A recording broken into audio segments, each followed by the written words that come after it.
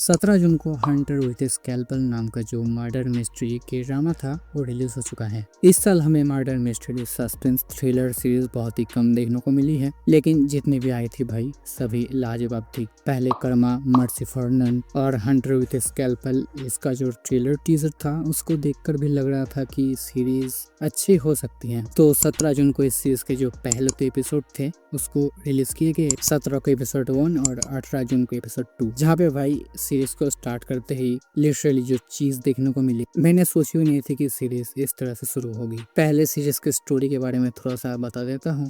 तो सीरीज में एक लड़की की जर्नी को फॉलो करनी है जो कि पुलिस डिपार्टमेंट में काम करती है as a doctor. Crime scene पर जिसका मर्डर हुआ है उसको किस तरह से मारा गया है, कितने टाइम पहले वो मरा है, कैसे मरा, किस चीज से मारा, कितने लोगों ने मारा है, उन सभी को ऑटोप्सी के थ्रू इन्वेस्टिगेट करने का ही काम होता है। तो ऐसा ही करते करते एक दिन अपनी हीरोइन के पास एक ऐसी बॉडी का ऑटोप्सी करने के लिए लेके आते हैं, जिसके बाद इन्वेस्टिगेट करने के बाद उसे पता चलता है कि इसका मर्डर उसी तरह से हुआ है तरह से अपने हीरोइन के बाप का मर्डर हुआ था बचपन में। तो अपनी हीरोइन इलीगली उसके बाप को किसने मारा है उसको इन्वेस्टिगेट करती है। तो तुम्हें सीरीज में वही सब देखना है कि बचपन में अपनी हीरोइन के बाप का किसने मर्डर किया था, क्यों किया था, और फिर इतने सालों बाद उसी पैटर्न में फिर से क्यों मर्डर हो रहे हैं। ये तो हो गया टीजर ट्रेलर के अकॉर्डिंग सीरीज की कहानी। अब एपिसोड 1 की कहानी की बात करें तो सीरीज के स्टार्टिंग में दिखाया जाता है कि अपने हीरोइन एक क्लब में एक आदमी का मर्डर कर रही है। फिर मर्डर करने के बाद पुलिस के साथ वही उस आदमी का इन्वेस्टिगेट करने के लिए आती है। यहाँ तक तुम्हें कुछ भी समझ में नहीं आएगा, मुझे भी नहीं आ रहा था। उसके बाद अपने मेन लीड एक्टर को दिखाया जाता है,